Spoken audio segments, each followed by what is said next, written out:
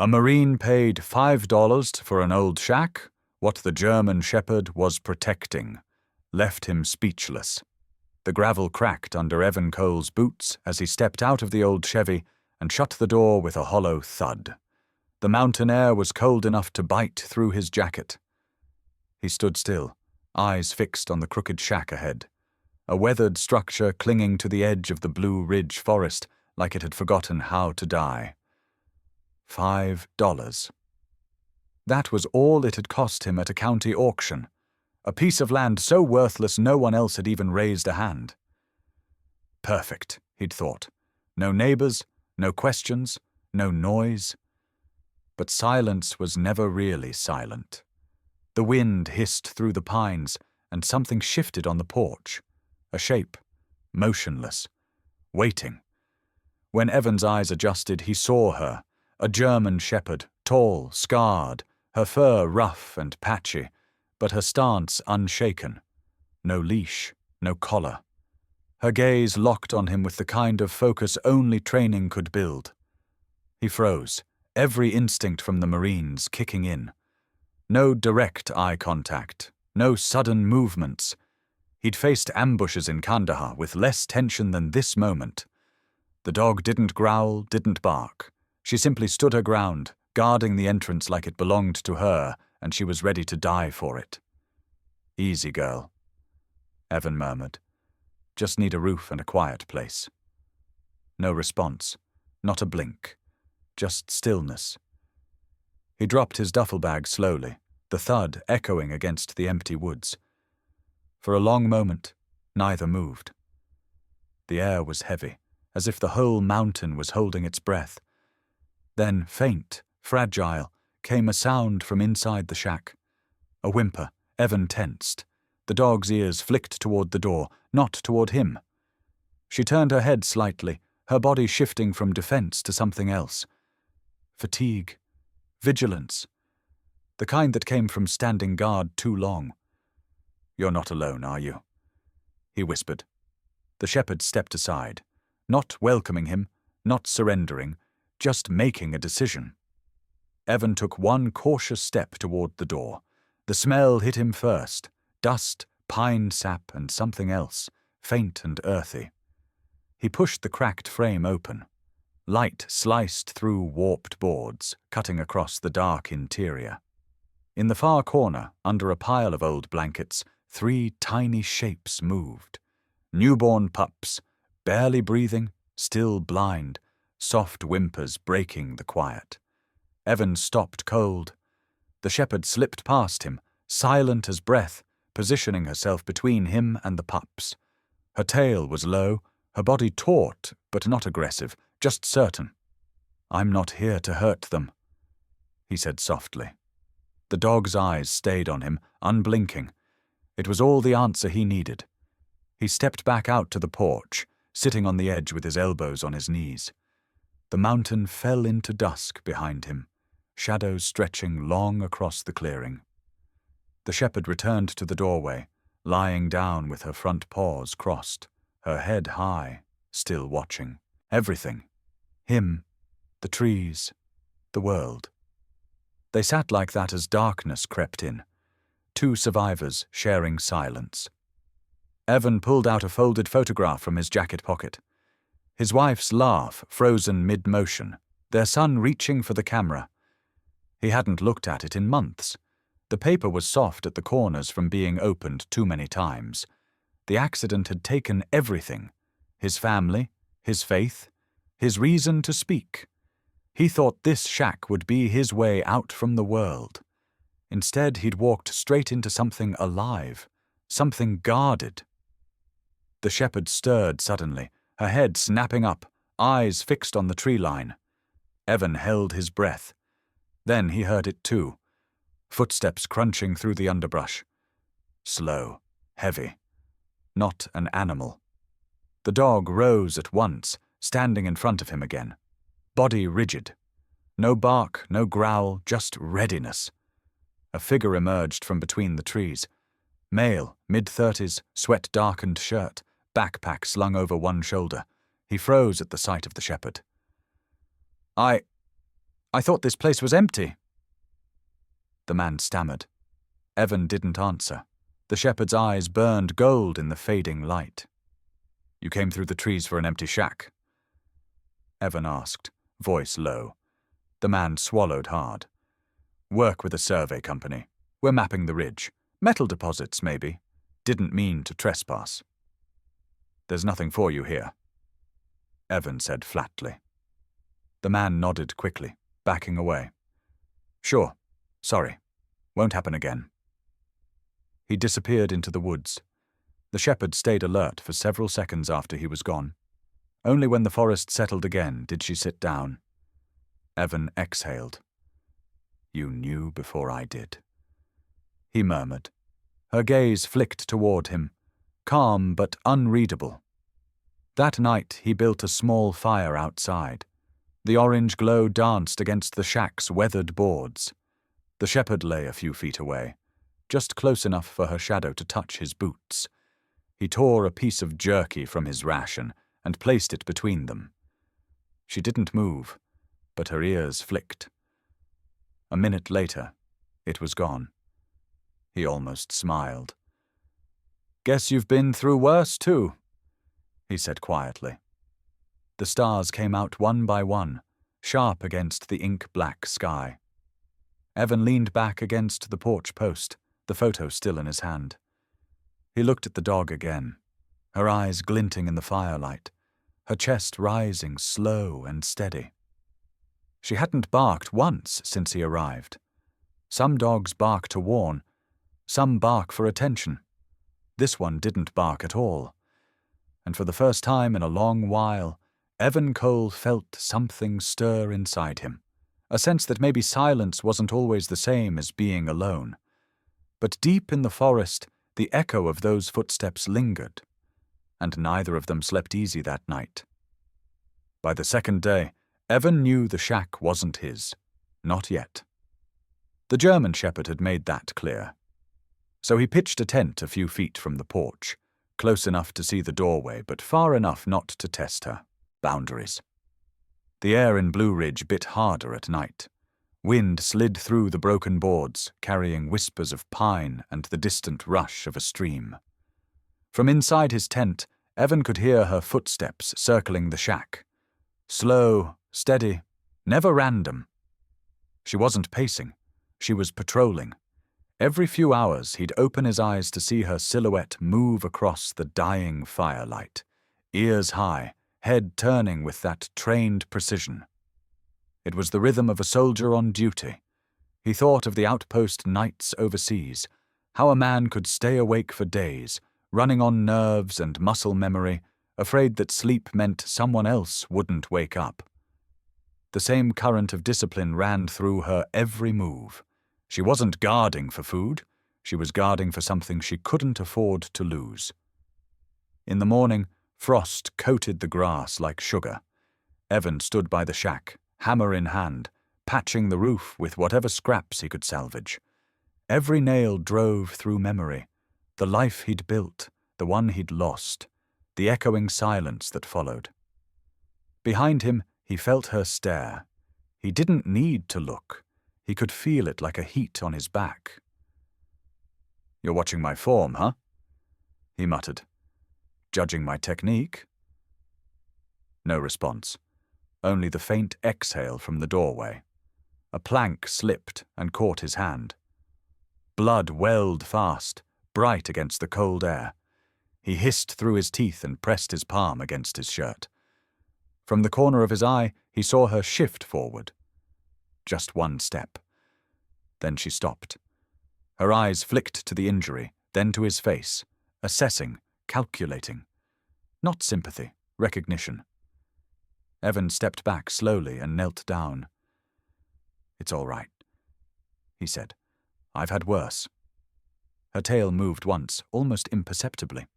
Later that afternoon, while stacking the firewood, Evan noticed her limping slightly as she crossed the yard.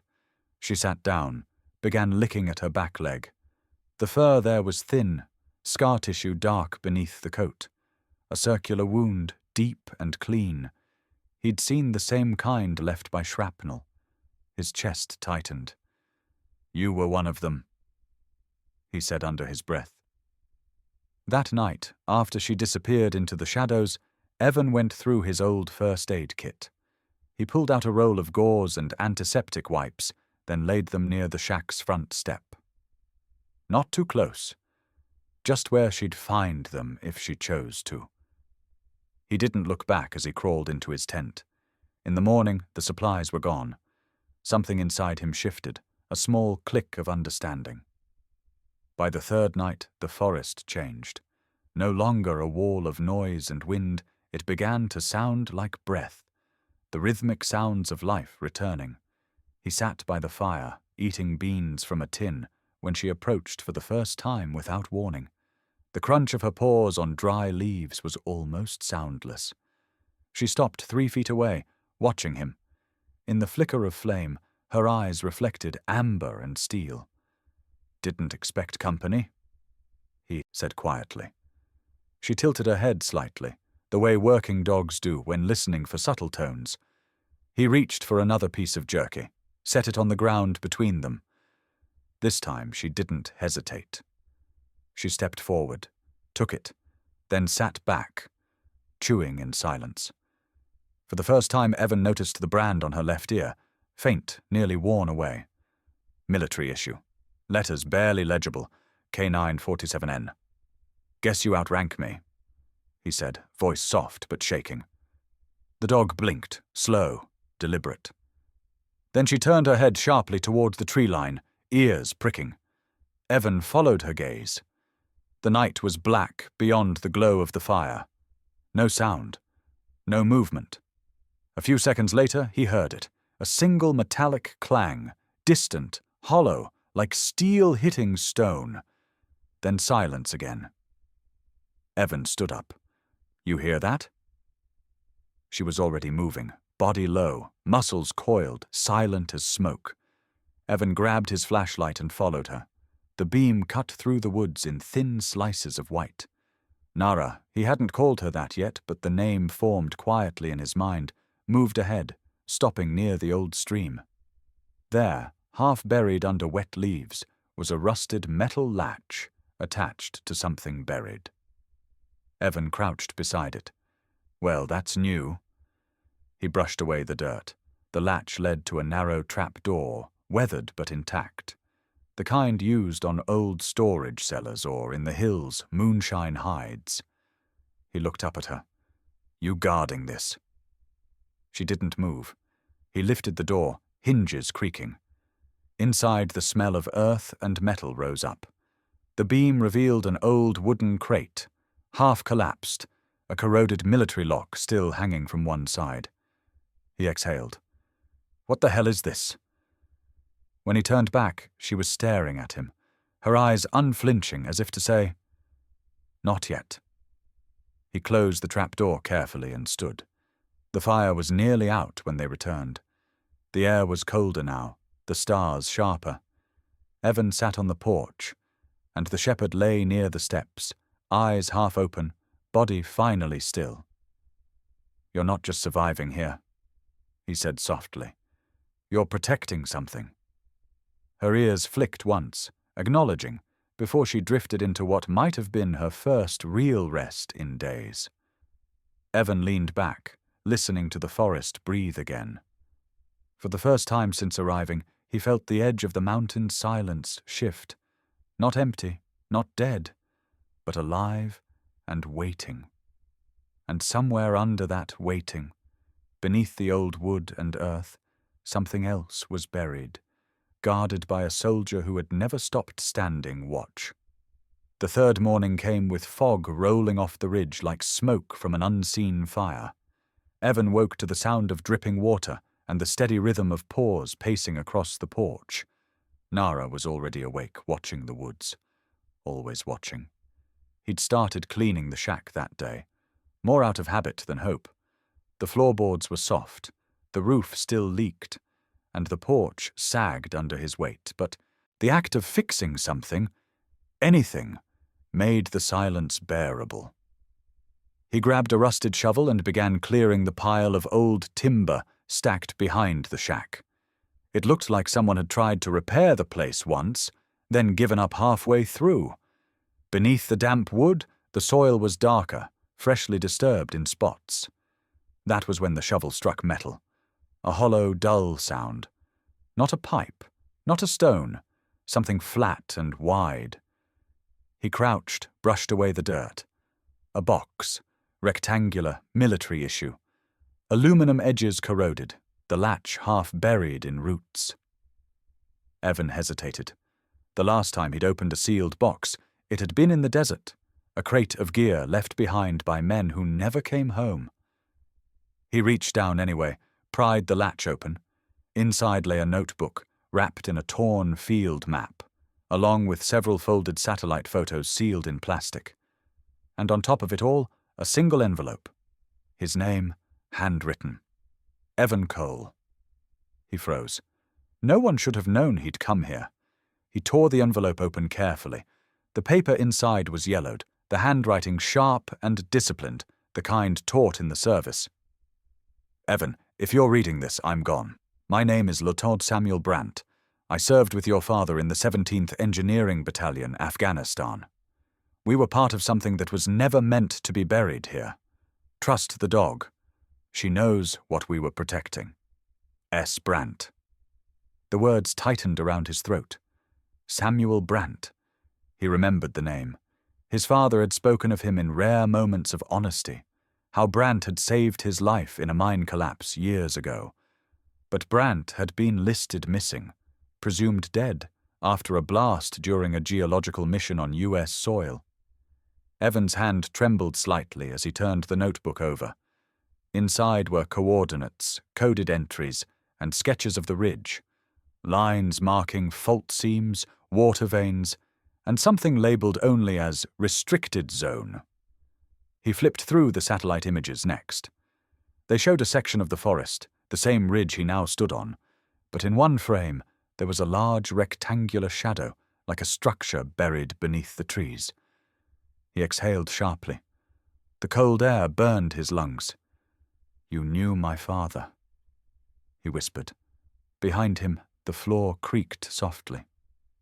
Nara stood at the threshold, head tilted, eyes locked on the box in his hands. She didn't approach, just stared, chest rising slow, ears alert. Evan looked back at her. "You were his, weren't you?" Her gaze didn't waver. He crouched and set the notebook on the porch beside her. The shepherd sniffed it once, then sat down, facing the tree line again. The gesture was small but precise, like she understood exactly what had been found, and what it meant. Evan felt his pulse steady, replaced by an ache in his chest. He traced the faint scratches along the metal box, noticing an engraved number near the hinge. 47N OPAS. The same digits he'd seen branded faintly inside Nara's ear. That night he sat by the fire, the map spread across his lap. The coordinates marked an area a few miles north of the shack, near the stream where he'd found the trapdoor. Brandt's note echoed in his mind. Trust the dog. The words didn't feel symbolic anymore. He looked up at Nara, lying near the edge of the firelight. Her eyes reflected the flames, but she didn't look away. "You brought me here for a reason," he said softly. Or maybe he did. A branch cracked in the woods. Nara's ears shot up. Evan turned toward the sound, flashlight in hand. Nothing but trees. Then, faintly, the echo of a motor starting far off down the mountain road. Someone else was out there. He folded the map quickly, packed the notebook and letter into his jacket. The unease in his stomach hardened into something else. Instinct, the kind that once kept him alive. As he stood, the wind shifted, carrying a faint smell of diesel and wet iron. Nara growled low, deep in her chest. "It's all right," he said, scanning the tree line. "We're not the only ones who know now." Her growl quieted, but her body stayed tense, muscles rippling beneath the coat. The night stretched thin, the fire snapping softly. Evan sat beside her again, the box between them. He couldn't shake the feeling that he wasn't rebuilding a life. He was uncovering one that someone had tried to erase. When dawn broke, fog clung to the trees like breath on glass. Evan rose to check the spot where he'd found the box. The soil had shifted again. He could see footprints that weren't his, fresh, heavy, leading away from the shack. He knelt, fingers brushing the mud. Whoever had come here last night had searched, but stopped short of finding what he had. Nara appeared at his side, silent as always. Her gaze swept the ridge, then the ground. She looked up at him, eyes steady. Certain. "Yeah," he said quietly. "They'll be back." He straightened, holding Brant's letter tight. The dog fell in step beside him as he headed toward the porch, two shadows cast long against the pale morning light. Neither of them spoke, but something had shifted between man and dog, a silent contract born of scars, loss, and the weight of a secret buried under the mountain. Evan didn't know what they were protecting yet. But he knew, with a clarity that felt almost sacred, that the shepherd would die before she let it fall into the wrong hands. The morning air hung heavy with the smell of wet pine and iron. Mist curled through the trees as Evan hiked along the creek behind the shack, the coordinates from Brant's notebook clutched in his hand. The sun barely broke through the canopy, and the chill ran straight through his bones. He'd spent half the night studying those pages, handwritten notes, cryptic abbreviations, and that one phrase underlined twice: "Do not excavate, groundwater collapse risk." The words felt more like a warning than a field note. Nara trotted ahead, nose low, tail level with her spine. Every few steps she paused, testing the wind. She wasn't following a scent of prey, she was scanning, just like a soldier on point. After 30 minutes, the trees opened to a narrow ravine where the stream cut through rock and soil. Evan stopped when he saw it, a mound of collapsed earth on the far side, like a scar running down the hillside. Half buried under vines and mud was what looked like an old access tunnel, the edges lined with rusted steel beams. He crossed carefully, boots sinking into soft ground. The tunnel opening was barely visible, but he could make out the faded remnants of yellow paint, hazard markings long worn away. Nara froze beside him, ears pricked. She let out a low rumble. "Yeah," he said quietly. "You smell it too." The air coming from the tunnel was cold, metallic, and stale. Evan crouched to look inside. A few feet in, the passage caved in completely, but the walls were reinforced concrete. Military grade. He swept his flashlight across the rubble and saw something glint, a fragment of twisted rebar, scorched black. He took out Brant's notebook again, flipping to a page filled with pressure readings and water levels. At the bottom, a line written in heavier pen strokes: "Rare earth deposit located below ridge strata. Do not extract. Risk of structural collapse." He felt the weight of the mountain pressing down in silence. "Rare earth," he whispered. That's what they were after. Behind him, Nara began pacing in tight circles, nose twitching. She barked once, sharp, cutting through the fog. It was the first sound she'd made since he arrived. Evan looked up, startled. "What is it?" She barked again, louder this time, facing the ridge behind them. Her hackles rose. Then he saw it. Faint headlights breaking through the trees half a mile away, winding up the mountain road. He killed his flashlight instantly and crouched low, pulling Nara beside him. The vehicle slowed as it neared the old trailhead, engine rumbling deep like a diesel truck. Evan peered through the branches. A black SUV, no markings, 2 men inside.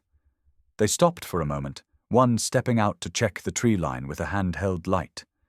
The beam swept across the brush, but didn't reach the creek. Nara's muscles coiled under his hand, every nerve alive. Evan whispered, "Easy. Not yet." The man outside the SUV said something he couldn't hear, then climbed back in. The vehicle turned and rolled slowly down the hill, disappearing behind the trees. Evan waited until the sound faded completely before exhaling. "That wasn't random," he muttered. "They're tracking something." He stood and studied the tunnel again. Brandt's warning echoed in his head. But now there was something else. Those satellite images, that shadowed rectangle under the ridge. If rare earth minerals were buried here, they could be worth millions. Enough for corporations to risk silence, even death. He looked down at Nara. "You were guarding this, weren't you? All along?" The dog didn't look at him. Her gaze stayed fixed on the forest, nose lifted toward the shifting wind. She knew more than instinct, she knew history. Evan started back toward the shack, map in one hand, flashlight in the other. The forest around him felt heavier, as if the ground itself carried memory. He thought about his father and Brandt, about missions classified and buried. There had been talk of geological tests gone wrong, of soldiers reassigned and silenced. He'd dismissed it then as rumor. Now it was standing in front of him, real as the dirt on his boots. When they reached the clearing, night was already falling. He relit the fire and spread Brandt's notes on the porch, tracing lines between coordinates. Each connected point formed a rough perimeter, the same area the SUV had driven through. Nara sat beside him, head resting against her paws, but her ears never stopped moving. A sudden sound broke the quiet, a metallic click from the woods. Like a camera shutter, Evan shot up, scanning the darkness. The flashlight beam caught movement for an instant, someone stepping behind a tree. Then nothing. He moved to the edge of the clearing.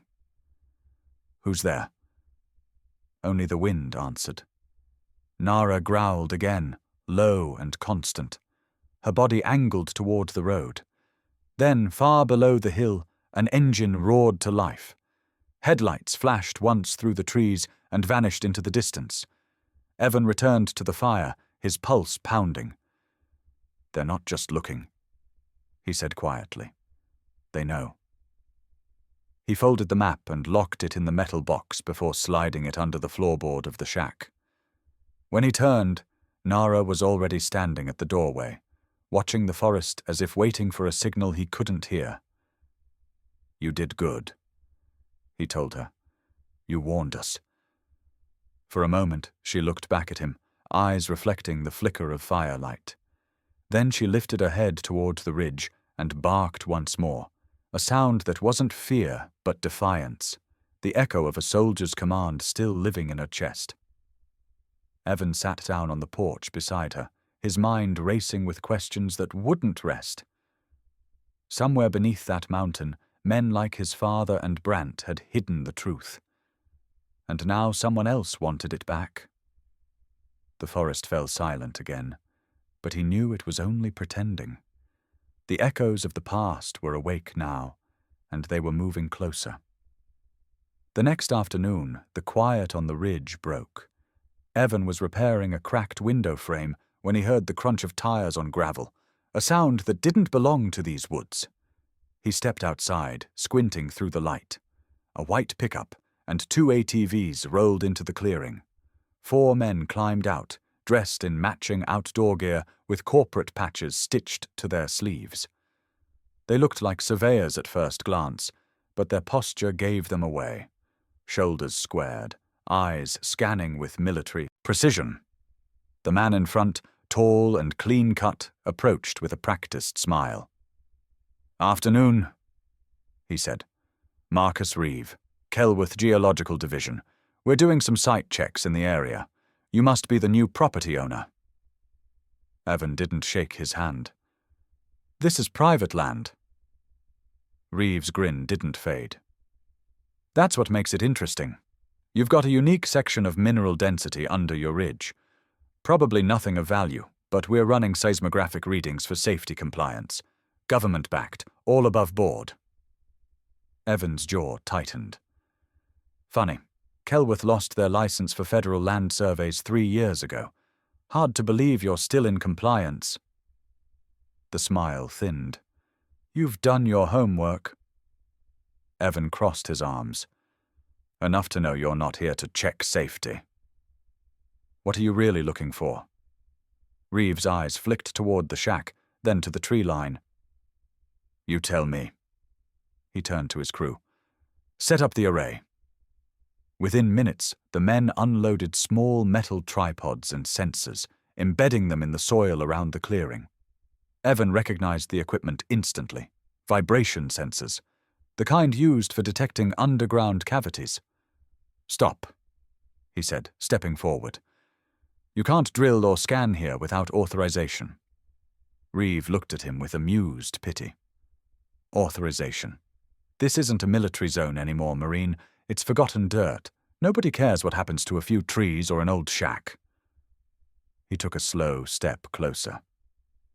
$5, right? That's what you paid. Ever wonder why?" Evan's grip tightened around the wrench in his hand. "Because nobody had the guts to live here." Reeve smiled again. "Or because it's sitting on top of something worth millions. See, the government abandoned these test tunnels decades ago. But rare earth minerals don't disappear. They just wait for someone less sentimental." He motioned toward the shack. "If you know what's under there, I suggest you sell us access and move on. Otherwise, when the company moves forward, you'll be in the way." Evan didn't answer. Nara appeared from behind the cabin, stepping between them, her fur bristling, ears pinned forward. Reeves' smile flickered. "Nice dog. Old breed. She looks trained." "She's smarter than anyone standing here," Evan said quietly. One of the crew members laughed, but it died fast when Nara bared her teeth. Reeve raised a hand. "Easy. We're not here to make trouble. Not today." He gave Evan a look that lingered too long before he turned to leave. "We'll be back when the paperwork clears." The vehicles rolled out, the sound fading down the dirt road. Evan stood still for a long time, every muscle tight. Nara stayed beside him, tail low, gaze fixed in the direction they'd gone. When he finally moved, he went straight inside. He locked the door, pulled the metal box from beneath the floorboard, and set it on the table. Inside, Brandt's letter and maps felt heavier than before. He unfolded the notebook again, eyes tracing the red warning line. The coordinates overlapped exactly with where the men had planted their sensors. Brandt had known.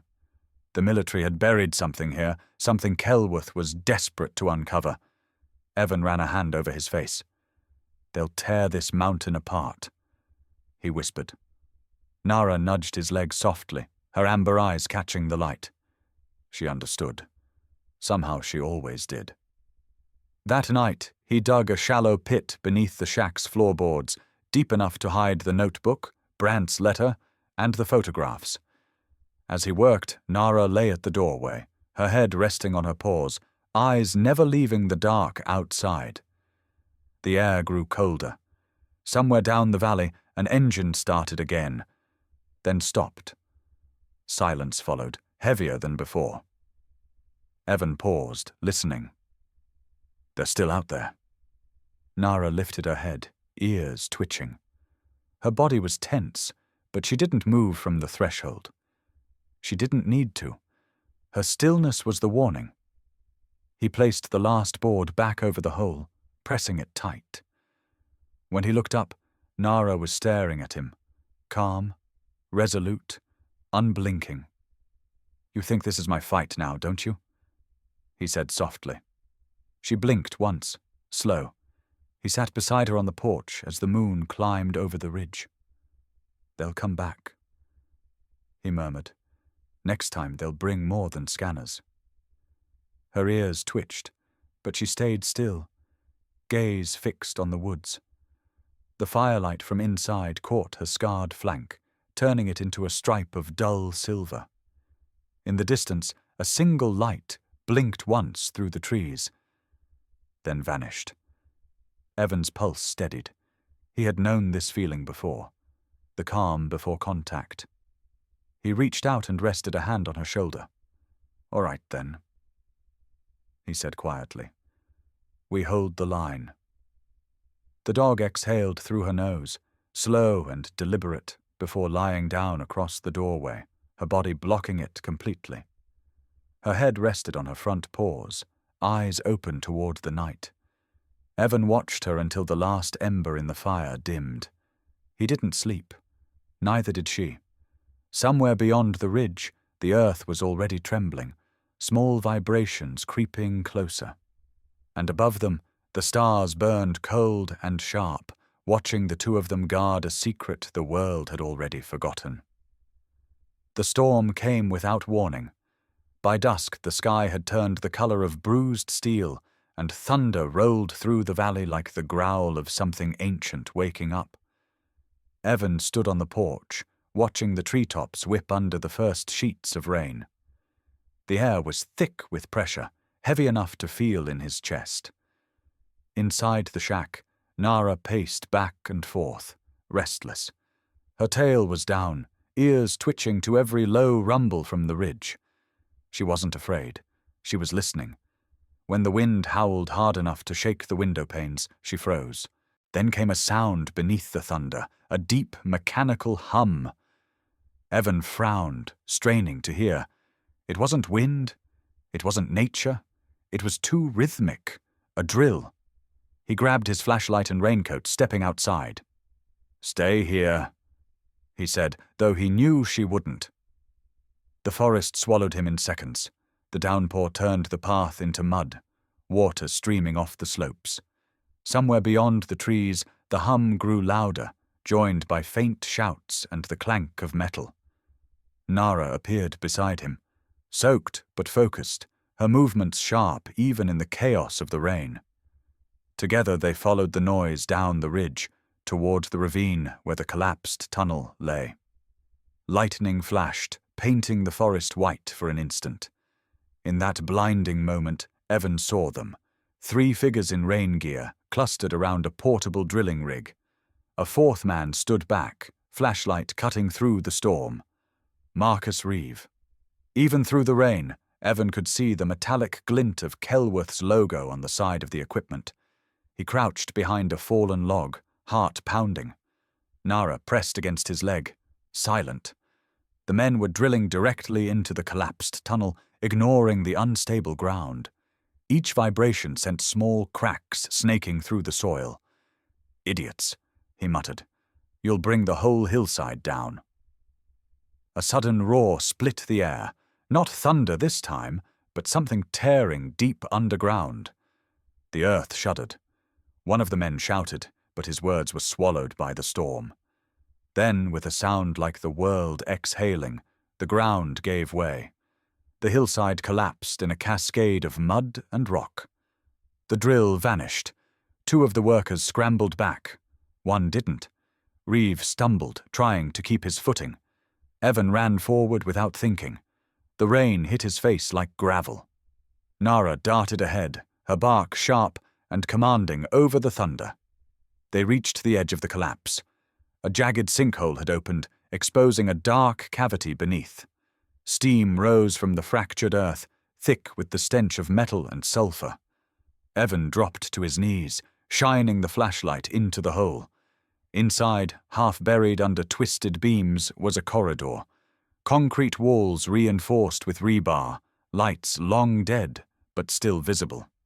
It wasn't a mine. It was a bunker. Reeve stumbled beside him, cursing. "Jesus, what is this place?" Evan didn't answer. He climbed down, ignoring the slick mud pulling at his boots. Nara followed, sure-footed even as debris shifted under her paws. At the bottom, his light landed on a rusted door barely hanging on its hinges. The faded stenciling on the surface read, "Operation Ridge, classified." He reached out and brushed the grime away. Inside, the air was still and cold. Shelves lined the walls, filled with old equipment, sealed boxes, and the remnants of files long abandoned. The flashlight beam caught something metallic near the floor, a tarnished badge, half covered in dust. He picked it up and froze. The nameplate read, "Capt. David Cole, his father." His throat tightened as he turned the badge over. On the back, scratched faintly into the metal, was a single word. Brant. He sank to his knees, breathing hard. The pieces fell together in a way that hurt. His father hadn't died in a training accident, as the report said. He and Brant had discovered this place, had found something the government wanted buried. Nara sniffed the air, pacing near a toppled crate. Her tail went rigid, and she barked once, short and sharp. Evan turned. Beneath the crate was a stack of sealed canisters marked with red symbols. He wiped the dust from one and read the label. Unstable isotope sample, REE compound. Rare earth extractions, highly toxic if mishandled. Dear God, he whispered. They weren't mining, they were weaponizing this. Behind him, Reeves' voice echoed down the tunnel. You shouldn't have come here, Marine. Evan stood slowly, turning toward him. You knew. That's why you're digging, to get rid of this before anyone finds it. Reeves smirked through the rain dripping from his helmet. You think this is about money? This is cleanup. What your father and Brant tried to stop nearly poisoned half the region. We're finishing the job. By covering it up again? Reeves' eyes hardened. By making sure no one remembers. The ground shuddered again. From above, debris rained down as part of the roof gave way. Nara barked sharply and shoved against Evan's leg, forcing him back toward the ladder. Reeves shouted orders to his men, but they were already scrambling out, panic setting in. Evan grabbed the badge, Brant's notebook, and a small case of the sealed files. He climbed as the tunnel began to collapse behind him. At the edge of the sinkhole, the earth split open once more. Nara leapt first, clearing the gap easily. Evan followed, landing hard on the wet grass. The rain lashed down, swallowing the roar of the collapsing bunker. When he looked back, the hole was gone, swallowed by mud and water. Whatever had been beneath the ridge was buried again. He stood in the downpour, chest heaving. Nara pressed against his leg, shaking the water from her coat. Her eyes met his, steady and alive. You were there, he said quietly. You saw it before. You tried to warn them. The dog tilted her head, ears twitching, as if the memories lived somewhere deep behind her eyes. He looked down at the badge still clutched in his fist. His father's name shimmered under the rain. They tried to erase it, he whispered, but it's still here. Lightning ripped across the sky, illuminating the ruined ridge, the washed-out ground, the scars of what had been hidden too long. Evan turned toward the shack, the case of files under his arm, and started walking. Behind him, Nara trotted close, her steps sure despite the storm. She didn't look back at the mountain. She didn't need to. Whatever ghosts they had stirred tonight were awake again, and neither of them would rest until the truth saw daylight. The wind carried smoke before the first flame touched the cabin. It came in thin, bitter threads through the trees, the kind that doesn't belong to a campfire or lightning strike. It was deliberate. Evan woke with the taste of ash already on his tongue.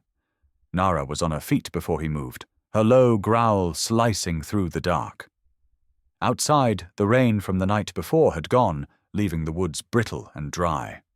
Then came the faint hiss of accelerant and the pop of ignition. The windows burst orange. Fire crawled up the outer wall like it had been waiting there all along. Evan grabbed his boots and the pack by his bed. "Get the pups!" he shouted. Nara darted to the back corner where the 3 small dogs huddled under an old blanket. She nosed them out one by one, guiding them toward the crawl space. Smoke poured in, thick and choking. Evan's eyes burned as he dropped to his knees. The floorboards were already hot.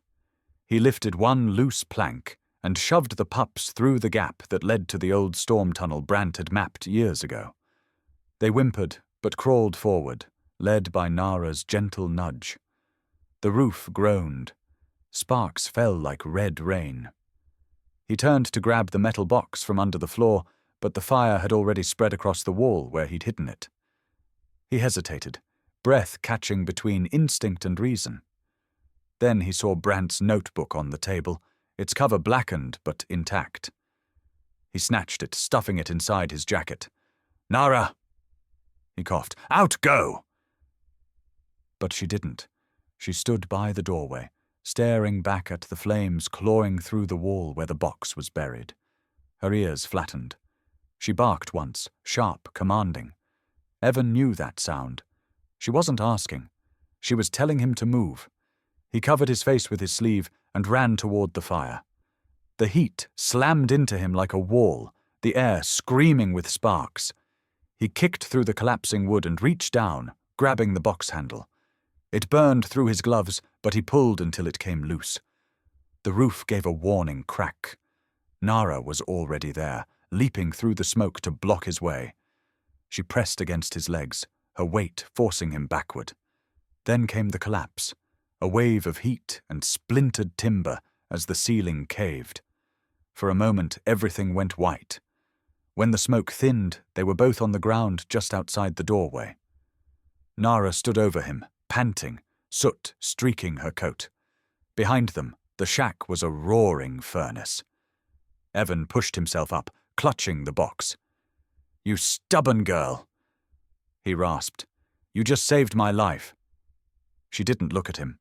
Her eyes were on the tree line, ears pricked, body rigid. A silhouette moved there. Reeve. He watched from the darkness, expression unreadable against the glow of the burning cabin. Then he turned and disappeared into the forest. Evan exhaled hard, forcing the panic down. The pups were safe in the tunnel. The box, still warm in his hands, held the only proof left that the ridge wasn't what Kelworth claimed. He stumbled to the creek, plunging the box into the water to cool it. Steam hissed off the metal. When he pried it open, inside were Brant's notes, a set of coordinates, and a small sealed drive labeled OPR Archive. He didn't know what was on it, but he knew enough to realize people had died protecting it. Nara limped up beside him, one paw scorched. He tore a strip from his sleeve and wrapped it gently. "We're not done yet," he said softly. She licked his wrist once, then turned her head toward the ridge, listening. From somewhere beyond the valley came the faint rumble of engines. Reeve's men. They were circling back to make sure nothing was left. Evan pulled the old radio from his pack, a military-grade set salvaged from Brant's gear. The casing was corroded, but the battery still had a charge. He flipped the switch, tuning through static until he hit a band marked FedOps. "This is Evan Cole," he said into the mic, voice hoarse. "Former Marine, Blue Ridge sector. I have evidence linked to Operation Ridge and Kelworth Minerals. I need extraction. Coordinates pending transmission." Static swallowed his voice. He adjusted the frequency again, heart racing. "This is Special Agent Lara Brooks, Environmental Crimes Division." A voice finally answered, faint but clear. "Repeat your call sign." Evan exhaled in relief. "Cole, Evan, Ridge sector. Coordinates sent." A pause, then. "We've been looking for you. Hold your position. Extraction inbound. Do not engage." He looked up at the sky. The faint thrum of rotor blades began to build in the distance, growing louder. Nara stood beside him, head tilted, her ears catching the rhythm long before it reached them. The wind from the approaching helicopter bent the trees, scattering embers into the night. Evan watched the ridge burn, flames climbing toward the clouds. "They tried to bury it again," he said quietly. "But the truth's coming out this time." Nara barked once, not in fear, but in acknowledgement, a soldier's signal. He gathered the pups as the helicopter's spotlight swept across the clearing, and for the first time in years he felt something close to peace. The fire behind him raged on, devouring the lies it had been meant to hide. Nara stood tall beside him, her coat glinting gold in the light. Her eyes never left the burning ridge. The wind whipped harder, carrying sparks and smoke skyward. She didn't flinch. She only watched, unyielding. Evan followed her gaze. "You hear that?" he said over the roar. "It's not over." The dog's tail flicked once. The fight wasn't finished, just paused. And as the helicopter descended, its blades slicing through smoke and darkness, Nara lifted her head and stared straight into the light. The war for the ridge had begun again, and this time they weren't alone. By dawn, the rain had returned, soft, steady, and cold, washing away the last traces of ash from the night before. The ridge was still smouldering, thin ribbons of smoke twisting upward between the blackened trees. Evan sat on a fallen log, Nara beside him, both of them soaked through but motionless. The 3 pups huddled under his jacket, their tiny breaths puffing white in the cold morning air. Then the silence broke. The distant hum of engines, the rhythmic chop of rotor blades, the crunch of heavy tires on wet soil. Within minutes, the ridge was swarmed with federal agents in windbreakers marked FBI and EPA. Special Agent Lara Brooks led them, her dark hair tied back, eyes sharp even through exhaustion. She stepped down from a black SUV and scanned the scene until she saw Evan. "You really picked one hell of a night to call in," she said, approaching with a weary smile. Evan managed a nod. Guess the timing was overdue. She looked past him, toward the smoldering ruins of the cabin. "Is that where you found the archive?" He reached into his pack and handed her the scorched metal box. "Brant hid it under the floor. My father's badge was inside, so was this drive." Lara took it carefully, her gloved fingers tracing the faded stenciling. OPR archive. Her expression darkened. "You know what this is?" "I know enough to understand people died to keep it buried," he said quietly. Before she could reply, one of her agents jogged up from the trail. "We've got movement near the lower access road. 3 vehicles, unmarked." Lara's voice turned brisk. "Reeve." "Looks like it. We're intercepting now." She turned back to Evan. "Stay here." He shook his head. "You'll need to cut them off before they hit the old quarry road. There's a runoff gully they'll use as cover. It's on Brant's map." Lara hesitated for half a second, then nodded. "Show us." Within minutes, a convoy of SUVs sped down the mountain. Evan rode in the back, watching the forest blur by, Nara pressed against his leg. Alert. They caught up to Reeves' trucks near the quarry. The lead vehicle skidded to a stop as agents fanned out, weapons drawn. A tense minute passed before Reeves' men raised their hands, one by one. Reeve himself stepped out last, face streaked with mud, eyes flat with resignation. "You don't understand," he shouted through the rain. "This was never about greed. It was containment." Lara walked up, unflinching. "Containment doesn't require detonators and forged reports." She nodded to her team. The agents moved in, cuffing the men and collecting crates from the trucks. Crates labeled as geological samples, but filled with explosives and falsified environmental clearances. Evan stood back, watching silently as Reeves' empire of deceit collapsed under the flashing red lights. For a moment, their eyes met. "You think this changes anything?" Reeves said bitterly. "People forget. Governments forget." "Maybe," Evan said. "But the mountain won't." Reeve was led away in cuffs, his words drowned out by the roar of the rain. By noon, news crews had already arrived at the edge of the cordoned site. Helicopters hovered above, their cameras trained on the burned ridge, the collapsed tunnel, and the federal vehicles lined like sentinels in the mud. In the makeshift command tent, Lara and her team catalogued the recovered files. One of the younger agents called out, reading from a document. Kelworth falsified 5 separate geological safety assessments, They knew the groundwater table was compromised. Another agent added, "If they had detonated another test charge, the entire aquifer would have collapsed. It would have poisoned every well from here to the valley." Lara exhaled, her jaw tightening. They were gambling with an entire ecosystem. She turned to Evan. "You didn't just uncover a cover-up. You prevented a regional disaster." He shook his head, gaze distant. "I didn't do it alone." She followed his eyes to Nara, who lay near the tent flap, her coat still streaked with soot but her posture proud and alert. The pup slept at her side, curled against her belly for warmth. When the press conference began later that afternoon, Lara faced a wall of microphones and flashing cameras. Her voice was calm, measured, but carried the weight of what the world had just learned. "This morning," she said, "Kelworth Industrial and several of its executives were taken into federal custody for environmental fraud, illegal excavation, and suppression of classified military research. Their actions endangered thousands and threatened the stability of this region's water system." She paused, scanning the faces before her. "The evidence was recovered by a former Marine, Evan Cole, and his German shepherd, Nara. Because of their actions, a disaster was prevented." Reporters shouted questions about motives, about casualties, about the legacy of Operation Ridge. Lara raised a hand. "We'll release full findings in time.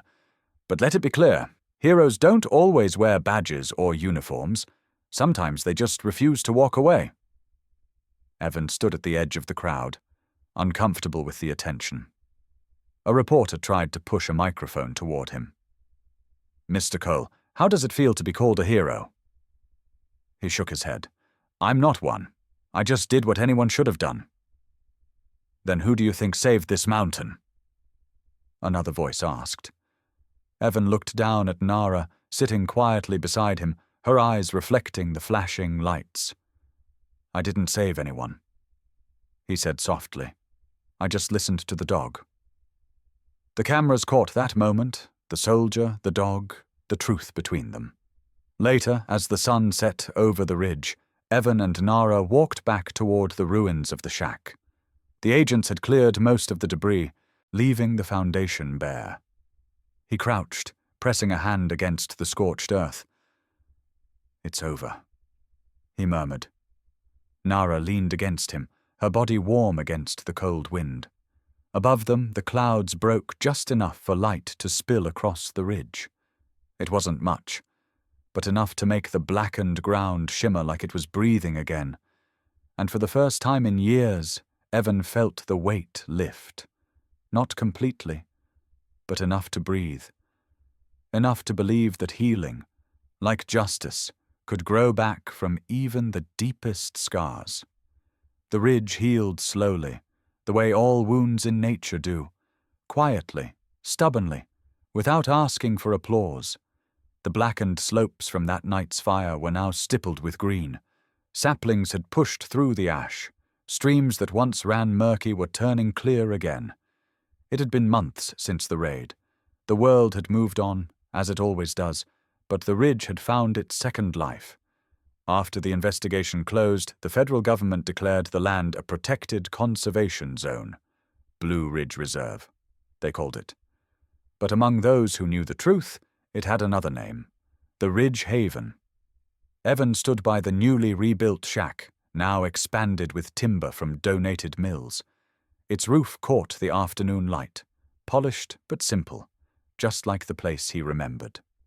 Volunteers and veterans had built it with their own hands, men and women who had once fought wars of their own, now learning how to fight silence and solitude instead. Every beam carried a signature, carved in rough letters. Some were names, others were dates. One, near the doorway, simply read, "For Nara." She was lying there now, just as she always did. On the porch, head resting between her paws, her coat silvered by age. Her eyes still followed the tree line, scanning the horizon like she was still on duty. Evan knelt beside her, scratching gently behind her ear. You've earned the rest," he murmured. She blinked once, slow and content, then turned her gaze toward the valley below. Life at Ridge Haven had found a rhythm. Blaze, the boldest of the pups, had been trained by a local foundation to guide veterans who'd lost their sight. His handler, Sergeant Wyatt Hale, had returned from deployment unable to see the sunrise until Blaze led him straight into it. Echo, the quiet one, had joined a search and rescue unit with the county's mountain patrol. His first mission had been to track down a lost hiker after a snowstorm. When the team found the girl alive, Echo's bark had carried through the forest like a song of triumph. And June, the smallest, most watchful, had stayed. She followed Evan everywhere, shadow and heartbeat alike. She had Nara's steadiness, but her own spark of mischief. When Evan worked with the volunteers, planting trees, repairing fences, teaching others to read trail maps, June was there, watching every motion. Sometimes, when dusk fell, she would wander to the edge of the ridge and sit. Beside Nara, their silhouettes almost the same, one old and wise, the other young, and learning what it means to guard something worth keeping. One evening, a ceremony was held to dedicate the new site. Veterans, rangers, and locals gathered as the last light touched the mountains. Agent Lara Brooks was there too, in plain clothes this time. She handed Evan a small plaque. "For Ridge Haven," she said, "a sanctuary born from sacrifice." He accepted it quietly, setting it into the earth near the porch steps. The words etched on the metal gleamed faintly. "In memory of those who stood their ground, and those who never left it." After the crowd dispersed, the night settled into stillness. Crickets took over where the voices had been. The forest hummed softly, alive again. Evan sat on the porch beside Nara. Her breathing had slowed these days, but her eyes still carried that fierce spark he remembered from the first night she refused to let him walk away. "You built this," he said to her, "not me." She shifted, pressing her muzzle lightly against his knee. For a brief moment, he thought she smiled. The stars came out one by one, their reflections shimmering in the shallow pools left by the rain. June padded over and curled up beside Nara, resting her head on the older dog's flank. Evan looked out across the ridge, where fire had once devoured everything, and saw lights from the new cabins glowing like lanterns in the dark. Laughter drifted faintly from one of them. Voices of men who had come here broken and were learning how to speak again. He leaned back, closing his eyes, listening. Somewhere in that sound was peace. Then it came, a single bark echoing from deep within the forest. June's ears perked up. Nara's tail moved once, slow and sure. Evan opened his eyes, heart stilled in his chest. He knew that bark. It wasn't Echo or Blaze. It was lower, older, carrying a note that only one dog could make. Nara lifted her head, eyes bright, as if hearing something he couldn't. Then, just as gently, she lowered it back onto her paws. The wind swept across the ridge, carrying that phantom sound through the trees, a reminder not of loss, but of presence. Evan smiled, barely whispering, "I hear you." He stood, walking down the steps to where the ground turned to soft moss. The forest beyond seemed endless, but no longer lonely. Ridge Haven wasn't a shelter anymore, it was a heartbeat. Behind him, the porch light flickered on. Nara and June lay together under its glow. Two guardians, one teaching the other how to listen to the silence, how to understand what it means to stay. And as night took the mountain once more, Evan swore he heard it again, the bark rolling through the dark like a call carried by the wind. The same voice that had once saved his life, now calling him home. The morning mist rolled through the valley like slow breath, soft and silver against the green of the new forest.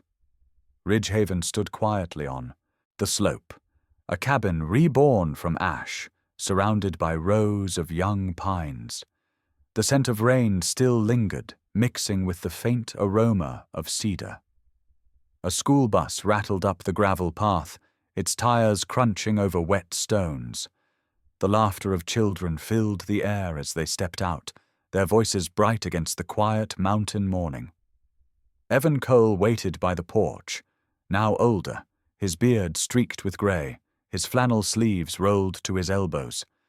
He'd traded the battlefield for these woods, but the discipline in his stance hadn't faded. Behind him, sunlight glinted off a bronze statue, the likeness of a German shepherd, sitting tall and proud at the top of the steps. Her eyes, cast in metal but full of life, faced the endless line of trees. "Welcome to Ridge Haven," Evan said warmly as the group gathered. This place used to be just a shack on a forgotten ridge. Now it's a sanctuary, for people and for memories. The kids spread out across the clearing. Some pointed at the small kennels where dogs trained for rescue work. Others looked up at photos on the cabin wall, black and white images of veterans, volunteers, and dogs who had served beside them. One little girl lingered behind. She wore a red jacket too big for her frame and clutched a school notebook like it held something sacred. Her eyes fixed on the statue. She tugged Evan's sleeve. "Sir, is that the dog from the story?" Evan paused, following her gaze. For a long moment, he didn't answer. The forest seemed to listen, too, the wind curling around them like it was waiting. He smiled then, gentle, but full of memory. "Yes," he said softly. "That's Nara." The girl's eyes widened. "Did she really save the mountain?" Evan looked toward the ridge, where sunlight now streamed through the trees Nara once guarded with her life. "She didn't bark for food," he said. "She barked for the truth." The little girl scribbled that line into her notebook, mouthing the words like they were a secret spell. From inside the cabin, a radio crackled to life. Static hummed, then a familiar voice filled the air. Agent Lara Brooks, now a national coordinator for wildlife and veteran rehabilitation. Her voice played over the quiet clearing. "Some truths don't die. They just wait for someone brave enough to listen." Evan turned up the volume. The students gathered closer, their chatter replaced by silence. The teacher wiped at her eyes discreetly, pretending to fix her glasses. When the message ended, Evan knelt beside the little girl. "You see, every sound matters up here, even the ones people forget to hear." She nodded, still staring at the statue. "Will she always watch the forest?" Evan followed her gaze again.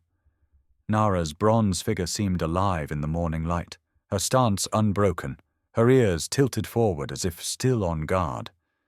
"She already is," he said. The teacher called the group back to the bus. Evan stayed where he was, watching, as they disappeared down the winding road.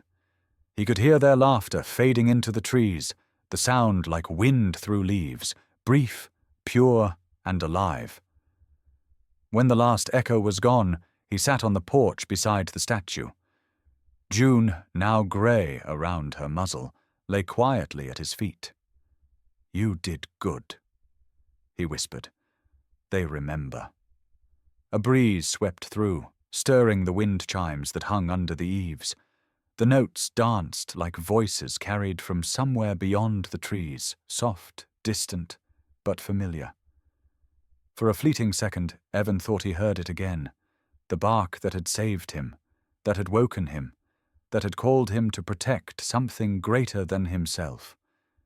It rolled through the forest, faint but clear, and he smiled.